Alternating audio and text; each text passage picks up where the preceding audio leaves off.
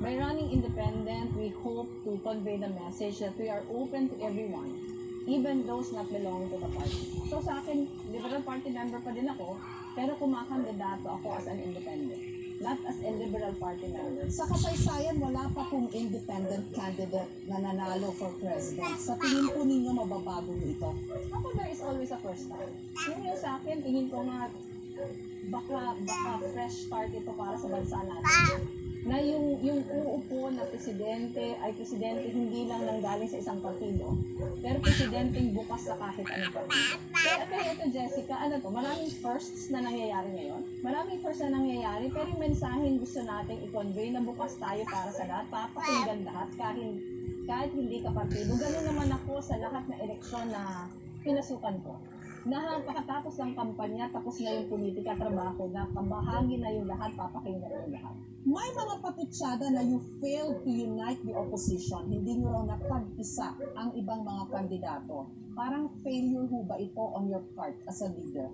Ako, aaminin ko sa'yo, Jessica, frustrated ako nung hindi nangyari. Frustrated ako kasi iniisip ko, eto sana yung best chance for us to unite under one candidate. Pero kung hindi siya nangyari at ultimately kumandidato ako, ang dami nangyari after that na maraming mga sumali sa aming grupo na hindi naman kasali sa aming partido.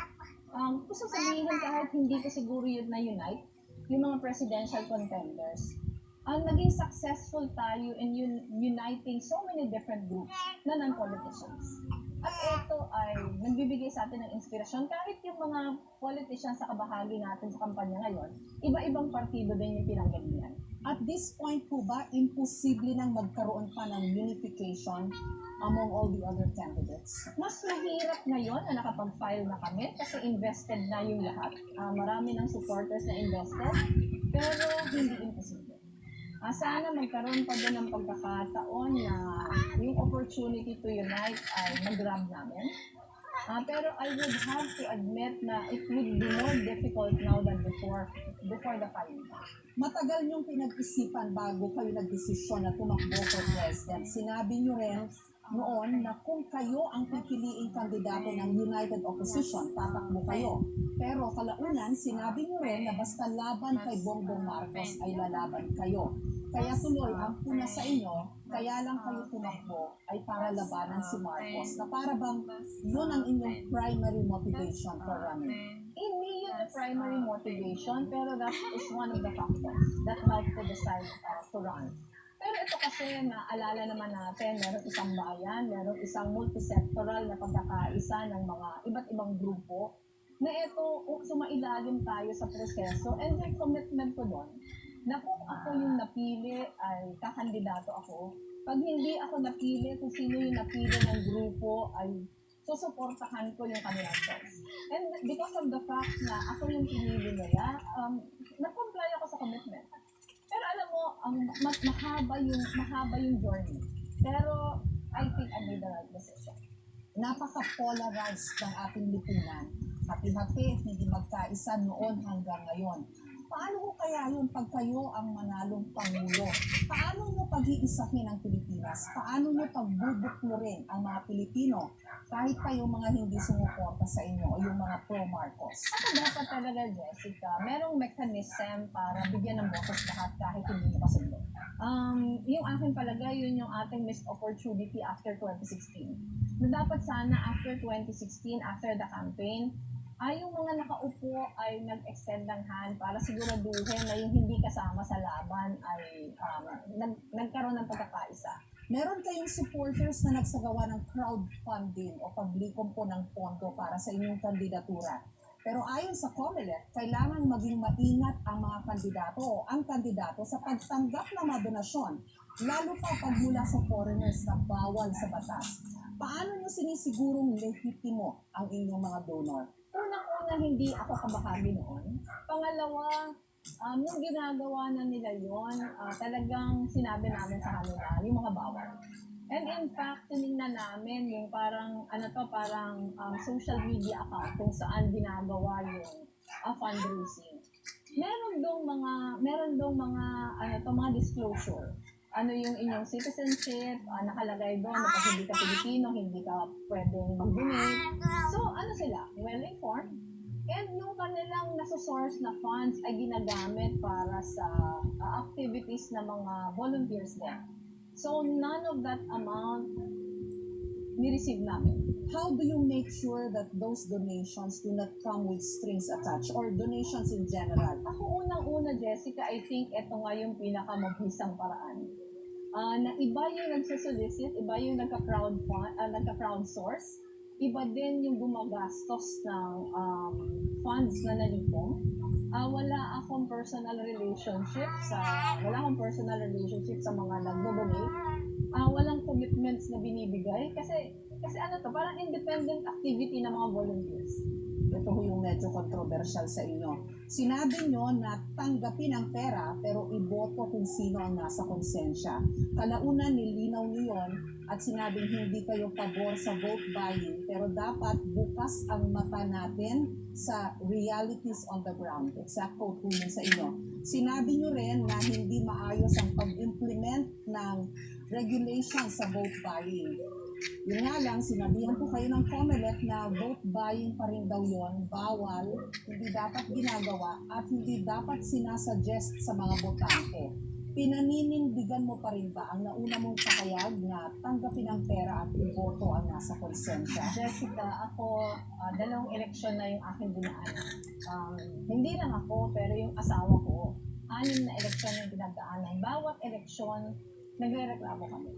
Bawat eleksyon, nagre-reklamo kami na ang vote buying activities na nangyayari sa paligid namin ay tuloy-tuloy. Hindi natin na i-implement yung batas na maayos. And dahil dito, lalo lang na parang namamayagpag. Lalo lang namamayagpag yung mga namimili ng boto. Yung sa akin, tayong mga hindi naniniwala sa pagbibili ng boto, ano yung gagawin natin? Sasabihin natin na kahit kayo tumanggap, ay dapat gamitin niyo pa din yung konsensya niyo. Pero sa akin, Jessica, yung realities on the ground, nangyayari siya eh. Nangyayari siya, and it is up for government, COMELEC, PNP, kung sino pa mga law enforcement agencies, na siguruhin sana na hindi ito pinapayagan. Kung ikaw ang mananalong Pangulo, paano mo sisiguruhin matitigil na ganitong kalakaran? Lahat kasi, Jessica, nag-uumpisa sa pagiging mabuting halimbawa. Lahat nag-uumpisa sa pagiging mabuting halimbawa sa hindi pagkokondone ng mga masasamang ginagawa. Ginawa namin ito sa Office of the Vice President. Nung umupo kami, Jessica, pinagtrabahuhan namin yung aming ISO certification. Pinagtrabahuhan namin yung aming unqualified POA audit rating. Na ito pagpapakita na ang aming isinusulong malinis na pamamahala. At ito, dapat kami yung maging ehemplo at inspirasyon para yung lahat ay gagaya sa aming pinapakita sa kanila.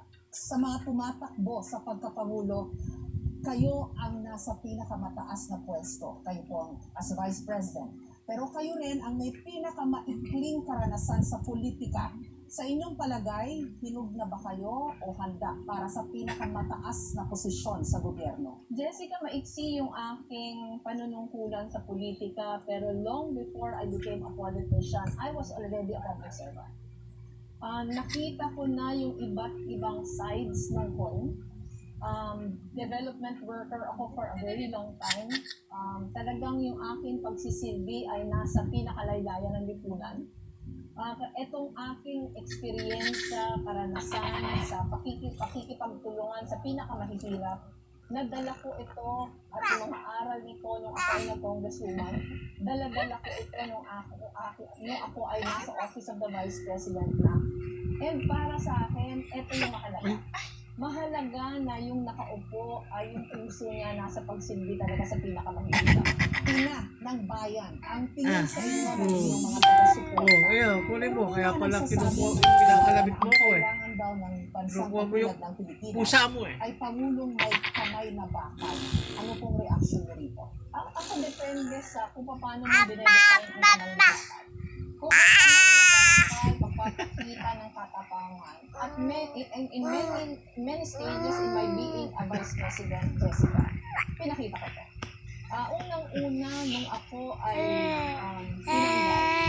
tinanggal bilang HADC chairman, pinagpatuloy ko yung advokasya.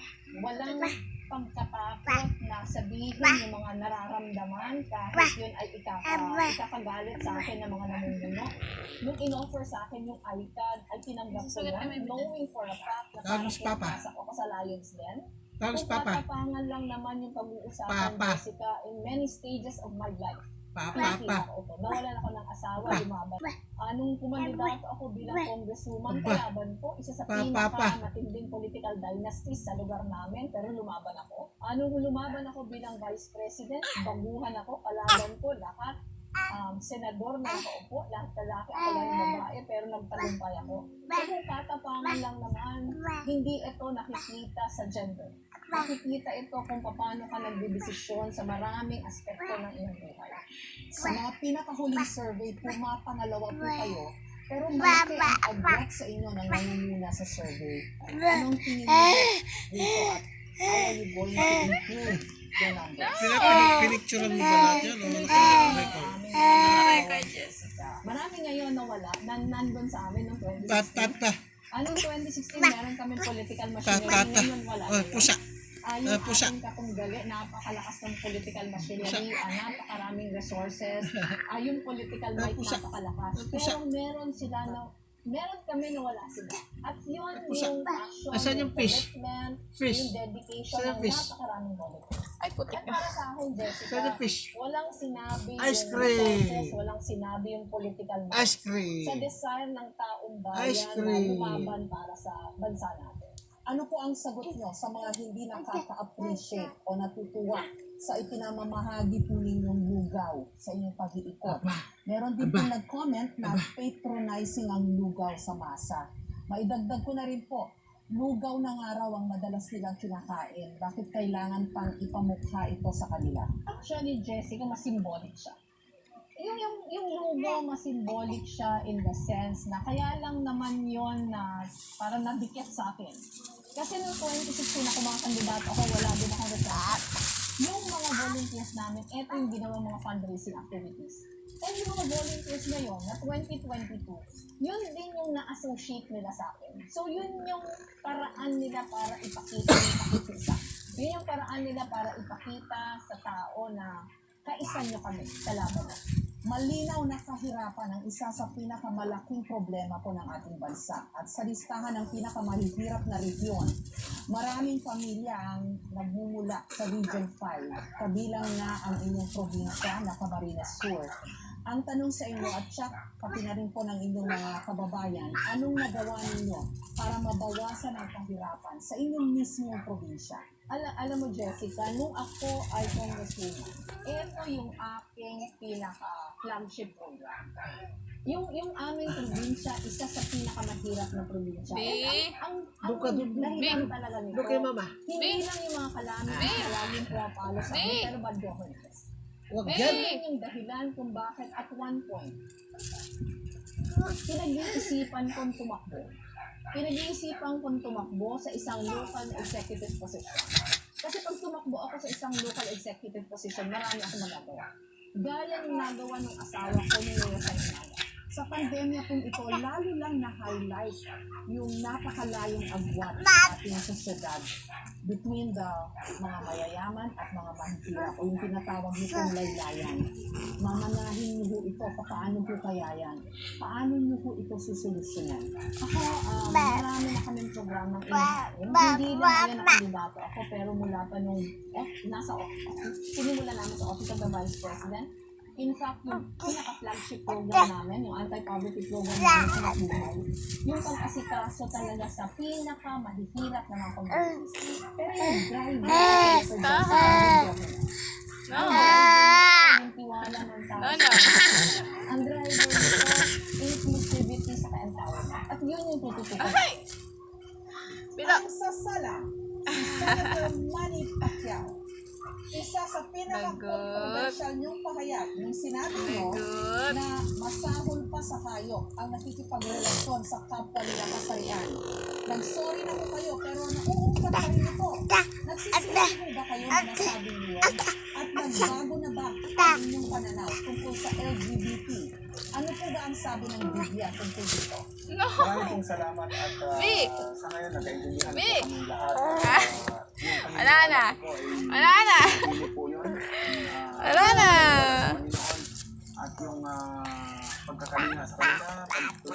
sila, nandyan pa rin po yung mga LGBTQ. In fact, mas marami pong mga supporters po ngayon ng LGBTQ na sumusuporta sa atin at naniniwala sa atin. Hindi ko kayo nagsisisi na nasabi niyo yun? Yung pong nag-scout lang po talaga ako, mali lang po yung pag-intindi sa akin.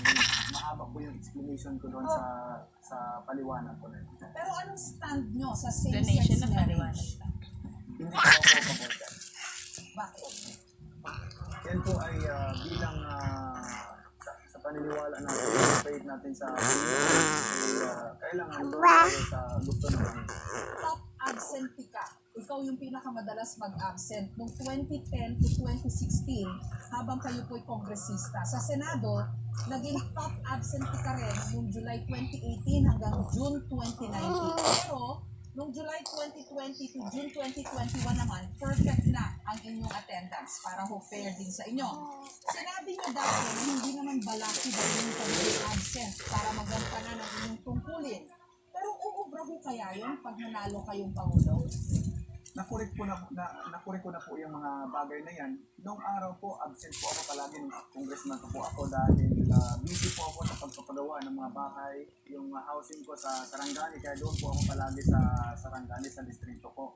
Ito po yung senador na ako, hindi po kailangan na hindi po marunong kailangan sumagot mag-absent Pacquiao. dahil importante, ginagampanan mo yung trabaho mo at talagang tutulungan mo yung mga tao. Kaya pinakita ko sa taong bayan na disiplinado akong tao. Kaya kita niyo po, perfect po yung ating. Nung nanalo kayo ng 2016, ipinangako niyo raw na hindi na kayo lalaban sa boxing at magre-retiro na kayo. Pero tila napako daw ho yun kasi 6 times pa kayong lumaban as a senator. Pero paano manalo kayo as president? Tapos biglang naghamon ng rematch si Floyd Mayweather Jr. Nag-announce na po ako ng formal retirement. Tapos na po yan. At yun po yung pinaka-sign na tapos na po yung boxing career ko. At nagpapasalamat ako sa bayan ng Pilipino sa matagal nilang pagtutok ng aking career at nakapagbigay ako ng karangalan sa akin. Sinabi mo na hindi hakot ang inyong mga supporter at hindi bayaran para sumama sa motorcade.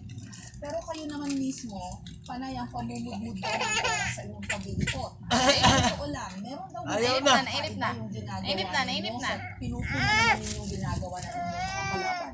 Totoo po yan, hindi po hakot ang mga tao na sumusuporta sa atin. At yun pong ginagawa. Ay, ang pagkain. Mula pa noong 2004 pa po, binigyan po ako ng impact. Marami pong GMA dyan, at saka ang DBS. Hindi pinapansin. Hindi pinapansin. Ginagawa ko mula noon hanggang ngayon. Hindi pinapansin. Trabaho at buhay sa bawat tao. Puntaan din po ang COMELEC kasi, technically speaking, wala na nang maramdaman. Dahil official campaign na yun. Masaya pa sa tayo. Nila, may mali ang gawain na Hindi na, hindi. sa ito sa pagpapasya ng mga botante. Ano masasabi niyo? Yun nga po, na-highlight lang naman ang pamimigay sa pera at ayuda sa mga kababayan natin dahil politiko ako at kumakandidado ako. Pero kung babalikan po natin since 2005-2002, eh talagang ginagawa ko na po yan. Minamaximize ko lang po ngayon bago po mag-start ang campaign period, which is February 8, na hindi na po tayo February 8 pa lang, mamimigay mamimigay dyan. na. Dahil susunod po tayo sa February na. patakaran ng COMELEC, patakaran ng gobyerno. Kilala ko kayong Pati matulungin sa sa lokal. tao, pero kulang pa raw sa kakayahan at karanasan para maging presidente ng Pilipinas. Handa na raw ho ba kayong maging leader ng ating bansa?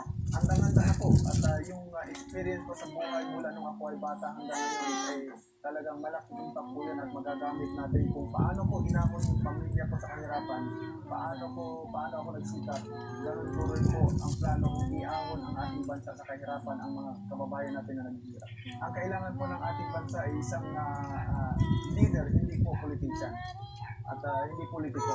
Kasi po, ang leader ay ang tinitingnan ay yung